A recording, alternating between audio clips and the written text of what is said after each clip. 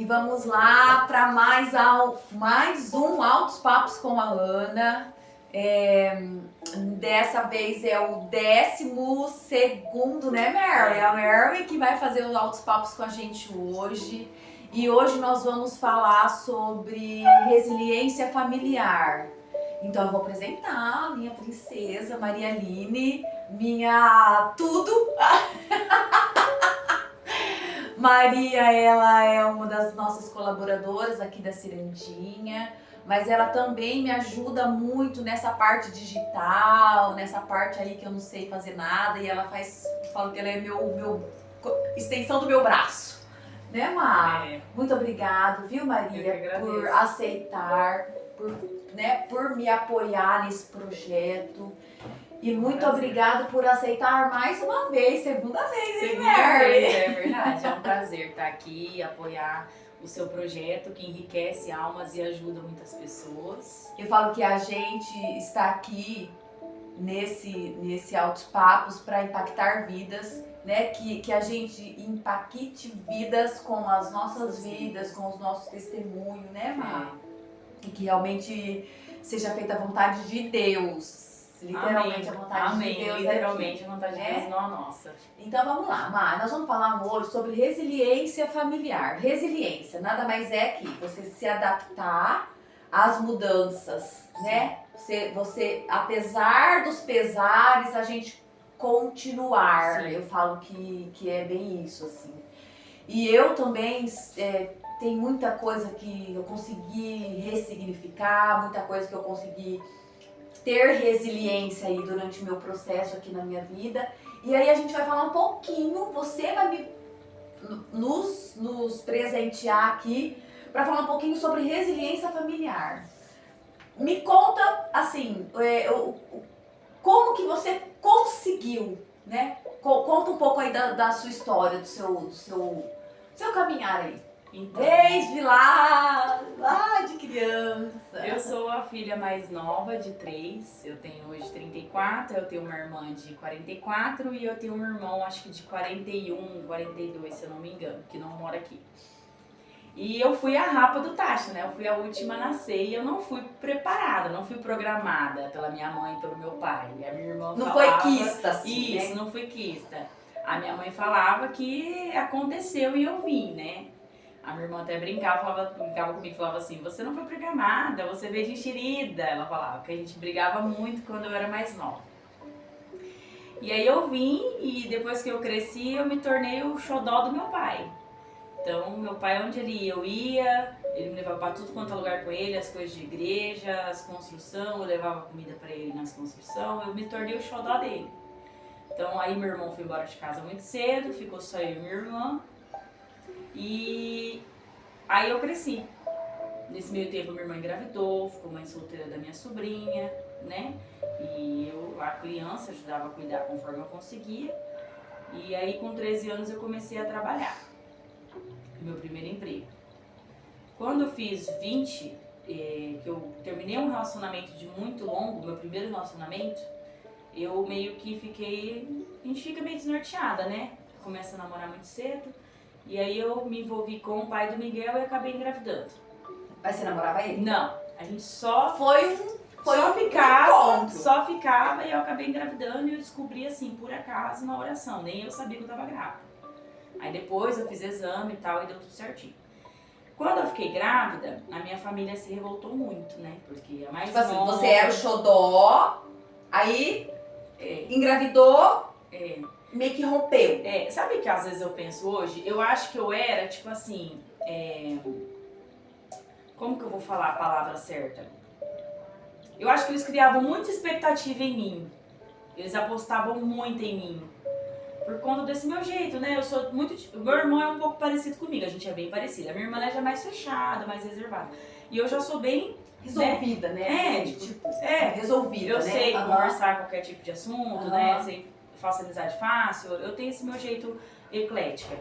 E então eles criavam muita expectativa em cima de mim. Então eu acho que eles não esperavam, né? Foi uma revolta muito grande pro meu pai e pra minha mãe. E aí criou aquele transtorno na família, né? Que daí meu pai começou a julgar a minha irmã o fato de eu ter ficado grávida, como se ela fosse a culpada. Ela que trouxe né? A gravidez pra dentro de casa. Tipo, meio que repetindo ali, né? Que ela que trouxe isso daí, que a culpa de eu ter ficado grávida era dela, que ela que me ensinou errado, não soube me ensinar como irmã mais velha, tal. E aí virou um tumulto, né? Eu apanhei, quando eu fiquei grávida eu apanhei, meu pai me expulsou pra fora de casa, eu fui morar um tempo com a minha tia lá na Grevilha. Na época eu trabalhava na Cirandinha e do lado da Cirandinha lá embaixo tinha um escritório de contabilidade do Roberto, o japonês. E o André Ioiô, que já faleceu, meu amigo, contador, morava na Grevilha. Então ele me levava e me trazia. Todos os dias de manhã eu pegava essa carona com ele pra vir da Grevilha. Fiquei uns 20 dias na minha tia. Aí, um momento de domingo de Páscoa, minha mãe me chamou pra voltar pra casa. E eu fiquei com medo de voltar. Falei pra pessoas pra voltar eles ficarem, né? Me menosprezando, me julgando e brigando, eu não voltaria. Mas aí acabei voltando. Voltei pra casa, mas mesmo assim foi muito difícil para eles aceitarem. Meu pai ele era muito rígido, muito bravo, então assim, ele descontava muito as frustrações dele na gente também, que também não teve uma criação muito boa, meu avô e minha avó eram separados. Na verdade, hoje você consegue ver isso, Hoje né? eu consigo. Mas lá... É aí onde entra a resiliência. Exatamente. Né? Hoje eu falo assim que eu sinto muita falta deles, né? Que eles faleceram faz 5 anos, mas eu louvo e agradeço a Deus a evolução que eu tive até aqui hoje, nesses 5 anos. Porque hoje eu consigo olhar para a história dos dois, o passado dos dois, e não ter remorso, nem rancor, nem raiva. Eu consigo entender e compreender e acolher isso. E embora meu pai era uma pessoa muito difícil de lidar, ele não era agressivo de bater, mas ele era agressivo com as palavras e machucava muito.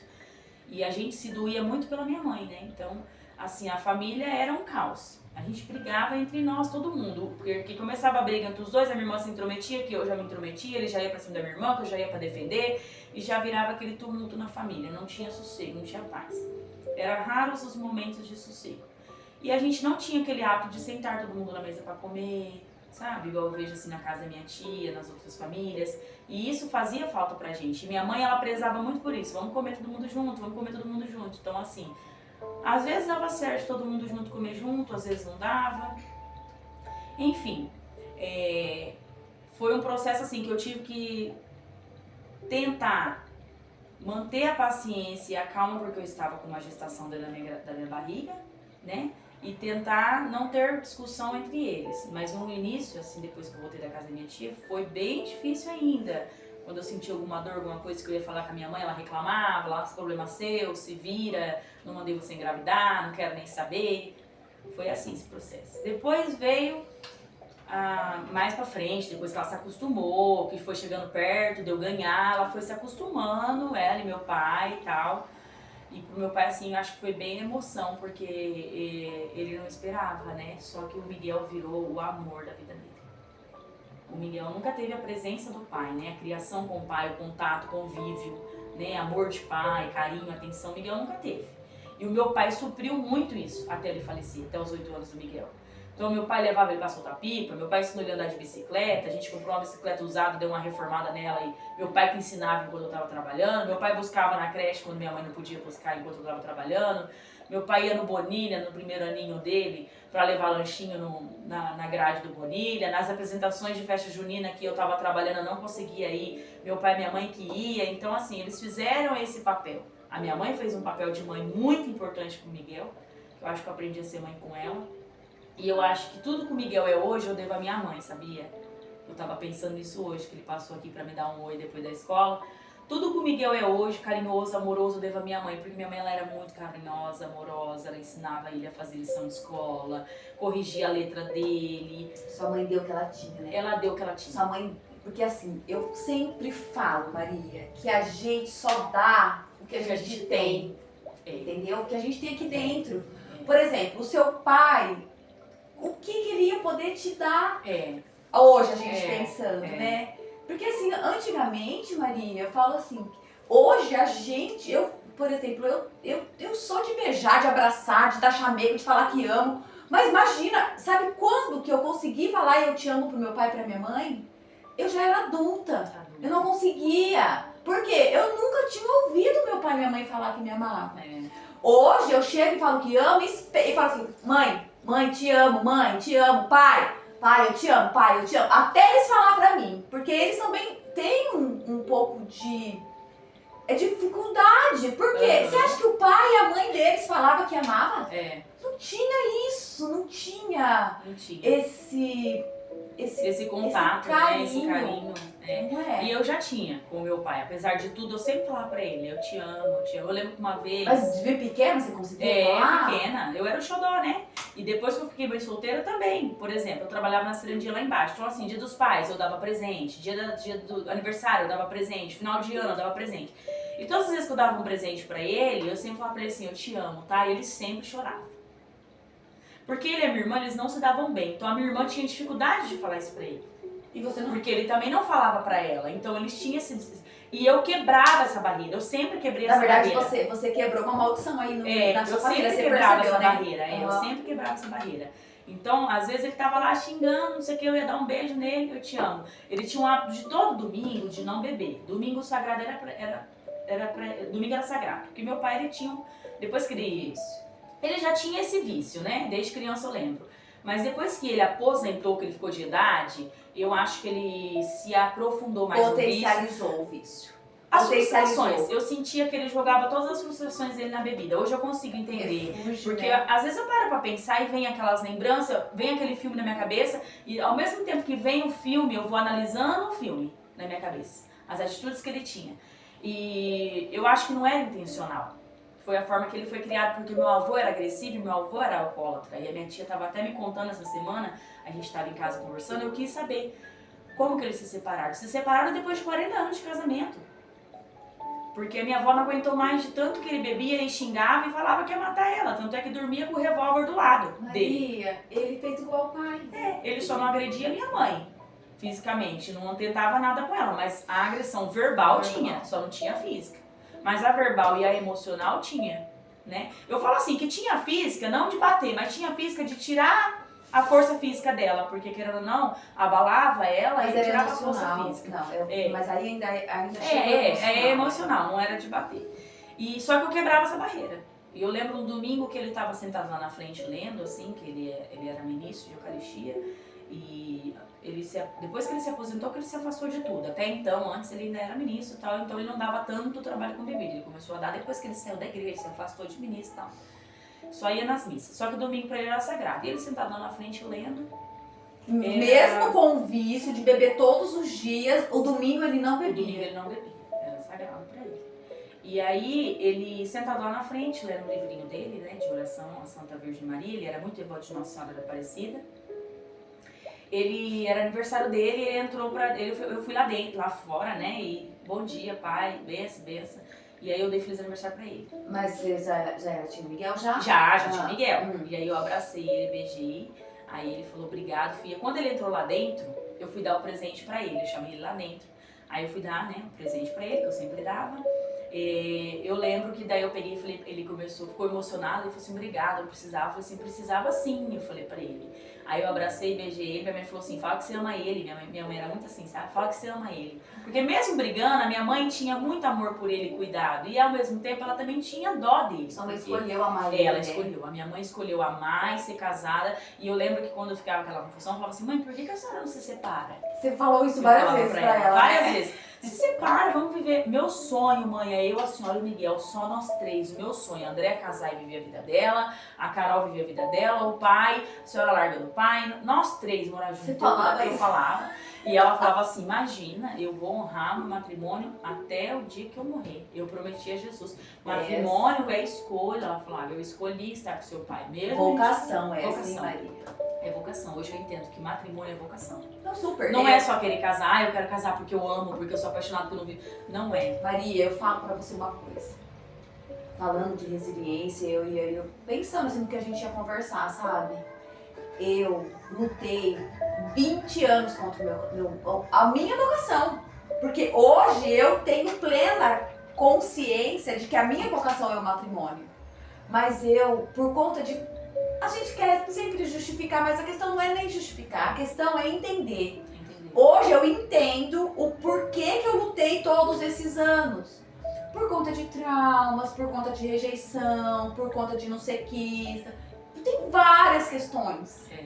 entendeu? E aí entra a resiliência. Entra resiliência. Entra por quê? Porque você consegue entender por que você passou por tudo aquilo. É. E graças a Deus que passamos por Passamos tudo por isso. tudo isso. Você A gente concorda? consegue perdoar, né? A gente consegue melhorar em nós o que precisa ser melhorado, para não repetir os mesmos erros, né? E eu lembro que no dia que eu entreguei o presente para ele, para finalizar essa parte, minha mãe falou assim, fala pra ele que você ama ele. Eu peguei e falei pra ele assim, eu te amo muito.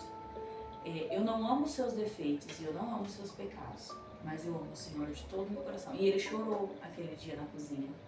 Eu lembro que ele chorou e falou, eu também te amo, me perdoa por tudo, ele ainda falou. Ai, que lindo! E eu falei pra ele assim, eu não tenho que te perdoar não, fala pra ele, o Senhor é o meu pai, né?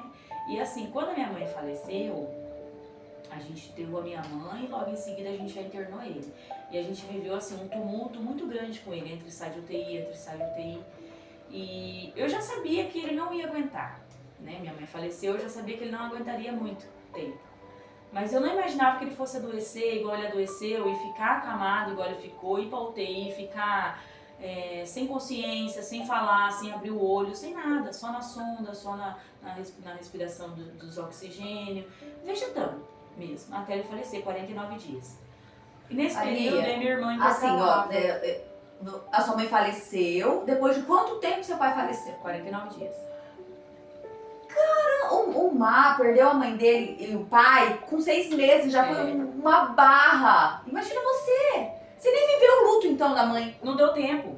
Porque foi assim, a minha mãe ela faleceu muito rápido. Eu tava trabalhando e aí ela passou mal e foi pra Santa Casa. Ai, uma morte santa. Quando eu saí da loja... Eu falo que eu quero uma morte assim. Quando foi 5 Ai, horas, a minha irmã falou assim, eu preciso que você venha pro hospital, porque a mãe acabou de ser levada lá pra dentro pra ser colocada no oxigênio. E eu tenho prova na faculdade, eu não posso ficar aqui. E a minha sobrinha é pequena, com o Miguel lá em casa. Aí eu falei pro Marcos, eu preciso ir pro hospital, minha mãe não tá bem. Nesse período de madrugada, tipo, quando foi mais ou menos umas 10 horas da noite que eu consegui, umas 9 e pouco eu consegui entrar pra dentro. Nisso eu fiquei lá fora, eu e minha tia, lá fora, rezando o terço. E eu tava muito tranquila, eu tava muito em paz, porque eu sabia que Nossa Senhora ia cuidar dela. E Nossa Senhora cuidou dela. Cuidou. Só que Né? do jeito que Nossa Senhora Jesus quis. Exatamente. Né? Hoje você entende. Hoje eu entendo. Mas no momento, no passado, eu tive uma revolta muito grande. Eu me revoltei muito, porque perder minha mãe, Ave Maria, foi perder o chão pra mim. Até eu me acostumar. Hoje eu tenho a saudade, eu consigo falar sem ficar chorando, mas eu não conseguia. Mas é a tal da resiliência. Eu consegui olhar o passado, eu consegui olhar a história, eu consegui me perdoar eles também, né? Hoje eu sinto a saudade, a lembrança, mas eu sou muito grata a tudo. E aí minha mãe foi internada, meu pai de madrugada já foi internado também. Deu um tanguá nele, ele já foi internado também. Aí ficou minha mãe numa sala e meu pai na sala, um diferente pro outro. Aí meu irmão veio e tal, e eu fui embora pra dormir e ela faleceu. Pra resumir. No outro dia cedo, enquanto meus irmãos cuidavam do velório, eu fiquei com ele lá no hospital. Aí a minha tia, que é freira, a irmã dele, chamou o padre pra fazer a bênção Som dos Enfermos nele, porque ele tava doente. E aí, porque assim, a memória dele vinha e saía. E ele não conseguia andar, tipo, sozinho. Aí tivemos que colocar a fralda nele, ele foi com a cadeira de roda, liberaram ele só pra ir pro velório, porque ele estava internado, ia ser transferido pra Prudente. Liberaram ele só pra ir pro velório. E no velório ele, tipo assim, ele perdeu a memória. Ele não sabia onde ele estava, ele não conhecia ninguém. Daqui a pouco ele perguntava, cadê Lena? Lena, chama a Lena. Aí eu levava ele perto do caixão e falava, pai, a mãe tá aqui, ó. A mãe faleceu. A mãe faleceu. Aí ele se debruçava no caixão da cadeira de roda e chorava. Daqui a pouco ele se reconciliava. Cadê Lena? Cadê mamãe? Aí ele chamava a mãe dele, mamãe. A mamãe faleceu, pai. Ó, esse aqui é o Adriano, ó, o Adriano. Adriano? É, o Adriano. Ô, filho, tudo bom? O cérebro dele foi dando um tanguá. Eu acho que foi realmente alguma coisa emocional que deu nele. Eu acho que ele bloqueou. Deu um bloqueio. Deu um bloqueio ali no cérebro pra ele não sofrer mais. Você sabe o que eu acho? Que eu não lembro quem foi que falou pra mim esses dias, que quando ele se urinou lá em casa, né, fez todas as suas necessidades fisiológicas lá em casa e deu um febril que ele foi levado pro hospital, eu acho que ali foi o início de um AVC que deu nele. Eu acho. Porque ele já tava vindo com a memória meio fraca, minha mãe falava, nossa, seu pai tá ficando igual a sua avó, esquecido e se tremendo muito. Tudo que vai pegar se treme. Então eu acho que já deu um início de um AVC nele, alguma coisa já deu nele ali em casa, mas ligado ao emocional. Porque ele ficou com medo da minha mãe morrer, porque antes disso ele ligou pra mim da vizinha, desesperado, chorando. Fala pra mim que sua mãe não morreu, fala pra mim que sua mãe não morreu. E era um tipo cão e gato, tá? Sabe o Tom e o Jerry? Era o Tom e o Jerry todinho. Mas era a forma que ele sabia viver e se amava desse jeito. Exatamente. E viver assim até morrer os dois. E aí ficamos aquela vida com ele no hospital. Quando fomos pra ele, perto dele falecer, a minha prima Regina falou assim, nós vamos entregar o tio, porque ele tá sofrendo muito e vocês precisam ir lá e perdoar ele. Né? O seu irmão perdoa de lá e nós vamos lá. Ela entrou, o Miguel não podia entrar, minha irmã entrou, eu entrei. E nós perdoamos ele. E eu falava pra ele, minha irmã também conversou com ele. Eu não perguntei pra ela o que eles chegaram a conversar, mas eu falei pra ele, falei assim, eu te perdoo por tudo, porque eu sei que não era culpa sua, eu sei que inconscientemente o senhor fazia isso, eu te perdoo por tudo que o senhor me ensinou, eu te perdoo e te abençoo, falei pra ele, e te agradeço por tudo que o senhor fez pelo Miguel, pai, porque se não fosse o senhor, eu falo pra ele, eu não sei se o Miguel seria quem ele é hoje, né? Ele teve esse pouquinho tempo do que é ter um pai, ele teve esses 8 anos de vida do que é ter um pai, ele sabe hoje o que é ter um pai, né? E meu pai faz muita falta pra ele, pra nós também, né? E a saudade que eu tenho dele, a saudade que eu tenho dele é essa, assim, eu tenho uma gratidão tão grande pelo pai que ele foi pelo Miguel, que supriu tudo. Supriu. Aí é onde entra a resiliência, a capacidade de se adaptar e de perdoar, porque a resiliência é você perdoar, né? E ultrapassar as adversidades. E você se torna mais forte quando você Exatamente. consegue ter resiliência. E eu demorei esse processo, que até eu entender, mas eu falo assim, que foi necessário 5 anos eu sofrer pra hoje eu conseguir lembrar com uma saudade boa. E na verdade, Maria, não deu tempo de viver o luto, né? Não deu. E Foi aí, tudo muito rápido. eu acredito que a gente teve uma conversa esses dias, eu e você, e eu acredito que você conseguiu deixar o luto ali. Né? Lembra Foi. que a gente conversou? Foi muito lindo aquele momento, sabe? da minha Assim, mãe, né? De você buscar você lá naquele lugar, entende? É. Isso é ressignificar. É. Isso é você voltar lá onde doeu muito e aí você te buscar de lá. E libertar ela, Entendeu? né? Eu acho que eu não Exatamente. libertava a minha mãe, eu tinha medo de E a paz que esquecer. você sentiu depois disso, meu amor, né? Verdade.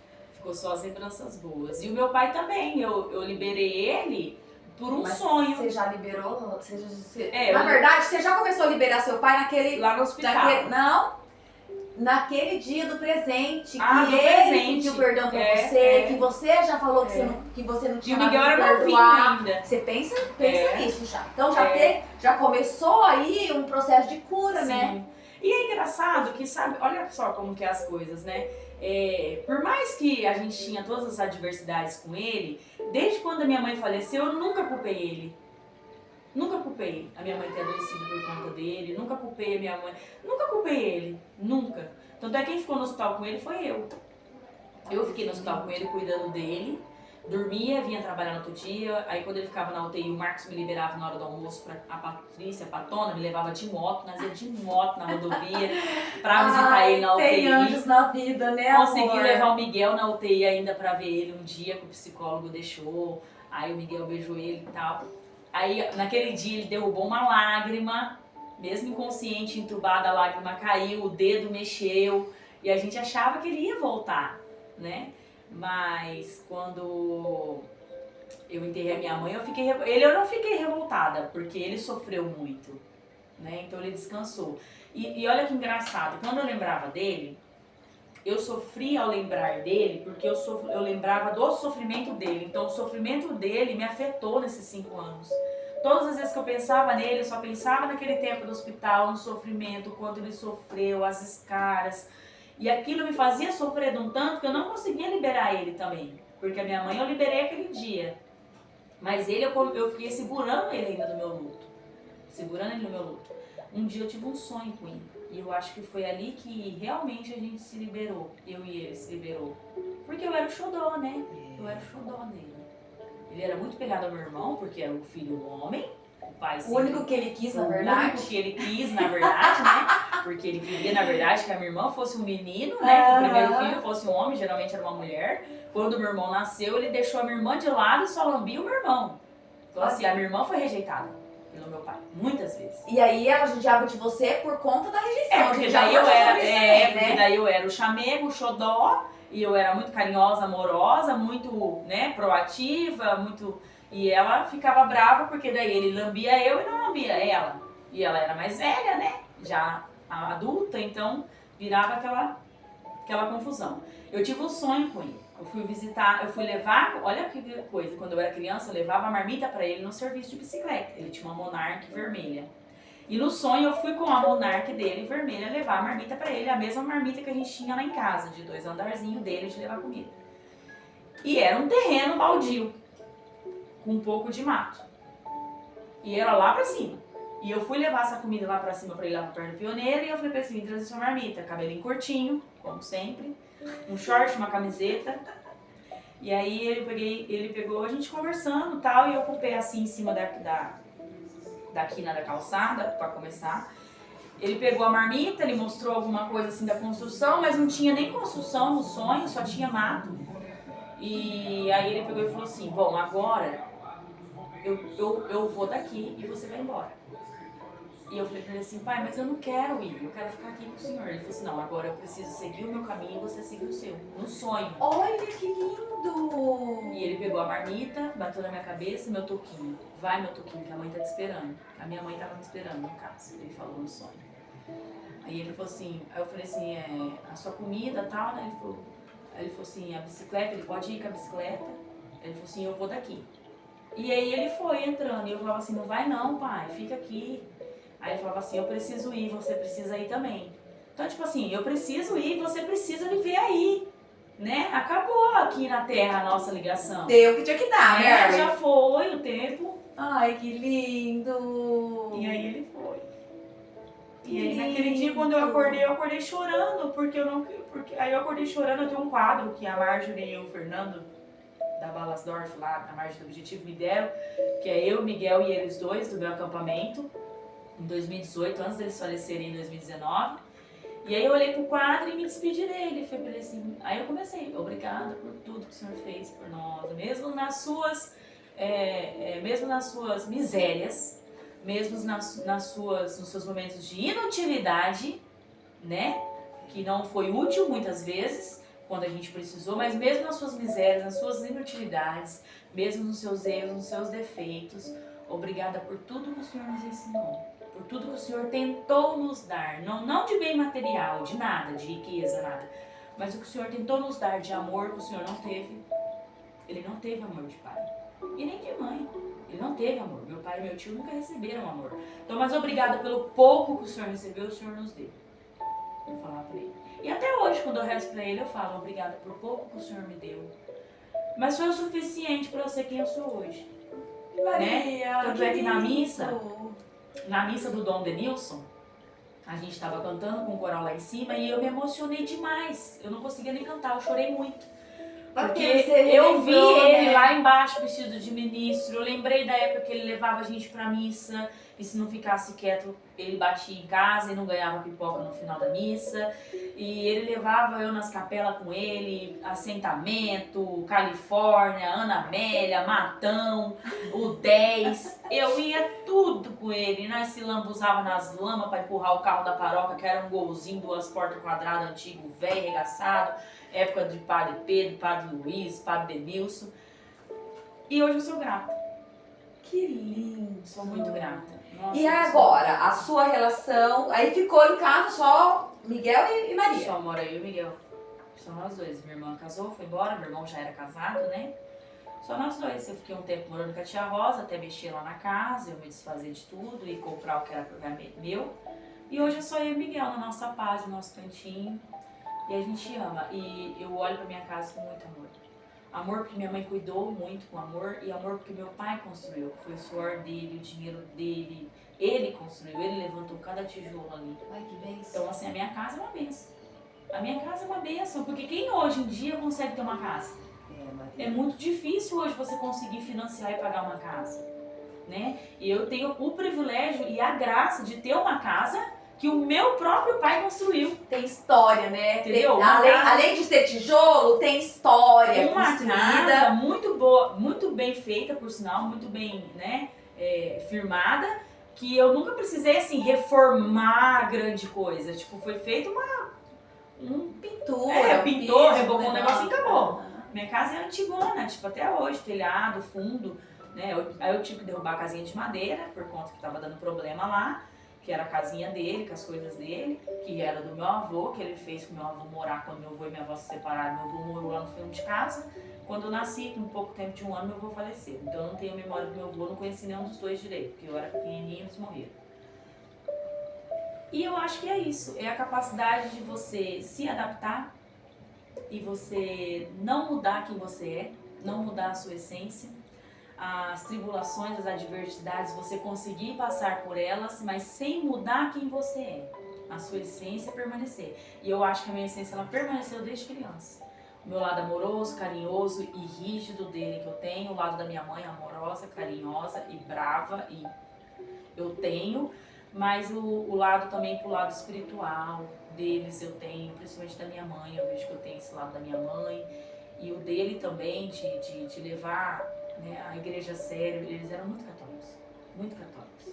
É E de meu berço, pai, né, Maria? mesmo com todo as misérias dele, os defeitos dele, ele ia na missa, nem que se fosse de fogo. Bebeu ontem, sábado, encheu a cara, dormiu bêbado, acordou de fogo domingo cedo, ia na missa. E ele podia beber o que fosse. Domingo, 7 horas da manhã, 6 horas da manhã, ele já estava de pé. Ele e minha mãe. Aí ele já tomava o café dele, já ia fazer as leituras da igreja, ia pra missa. Eles foram exemplo pra você Exemplo, nesse sentido de ser católico, De ser né? católico. De seguir uma religião. Sim. Isso E é eu lindo. falo assim, que eu não sou católica porque eu fui ensinada a ser católica, porque eu já frequentei igrejas evangélicas, já conheci uns 3, 4 tipos, que amigas me convidavam e eu ia. E depois eu não fui mais, porque na última vez que eu fui, eu entendi que eu sou católica por amor mesmo. Maria, eu também. Eu falo que eu amo a igreja amo católica, a igreja amo- católica apostólica eu romana, eu amo. Os padres, os ensinamentos, eu amo a Santa Eucaristia, eu amo, sabe, tudo aquilo que tem na nossa igreja eu amo. Então assim, eu sou católica por amor. E foi exemplo do pai e da mãe. Foi exemplo do meu pai e da minha mãe. Que lindo, né? Então, pra gente finalizar, que quanto ensinamento, Mary, que lindo! Graças a Deus. Olha, pra gente finalizar, eu sempre falo que o Altos Papos é uma pergunta, começa com uma pergunta e finaliza com 2 respostas, né? A gente... A outra resposta é, se você morresse hoje, qual mensagem você deixaria aqui pro mundo? Ah, eu tava pensando nisso ontem. Lá em casa, sozinha. Vivam. Mas não é viver aquele viver tipo assim, se for meu último dia eu vou viver. Não é viver sem, como que eu vou dizer assim, ó, sem consciência. Vivam com consciência. Mas vivam amando. Sabe? Abraça hoje quem você pode abraçar. Beija hoje quem você quer beijar. Pensa em quem você tem na sua vida hoje e que você pode não ter amanhã, mas pense assim, ó, poxa, hoje eu tenho um pai, uma mãe, um irmão, um marido, um filho, e fulano não tem, gostaria de ter, porque a gente é do ser humano, é na nossa essência, é defeito nosso mesmo. A gente só dá valor àquilo que a gente perde, e não podemos ser assim, né? Por isso que existe o amor e a misericórdia de Jesus, para que quando a gente coloca o amor e a misericórdia de Jesus à frente, a gente valorizar os nossos, porque nós temos um defeito de valorizar o outro e nunca os nossos, né, de dentro da nossa casa. Então assim, que vocês vivam, mas vivam na misericórdia, no amor de Deus, vivam colocando Deus à frente de tudo, apesar de todas as dificuldades e qualquer turbulência. Jesus é o caminho, a verdade e a vida, ontem, hoje e sempre. Ele é o mesmo e sempre vai ser. É nós que precisamos dele, não ele de nós. E amem o pai, a mãe, respeitem, acolham, perdoem, porque quando vocês começarem a perdoar, vocês vão viver em paz, sabe? Mas é perdoar, o perdoar não é esquecer, porque a gente nunca vai esquecer, mas é lembrar sem raiva, sem rancor, é lembrar com amor, com misericórdia e perdoando. Eu te amo, eu te perdoo, obrigada, gratidão e sermos gratos. Acho que é isso que eu quero deixar pro Miguel e pra todo mundo. Ai, que lindo, meu Deus do céu! Muito obrigado, Amém, Má. Muito obrigada. obrigado mesmo. Eu que agradeço. Foi lindo demais. Foi lindo. Eu que agradeço. Um beijo no Um beijo no coração coração. de vocês.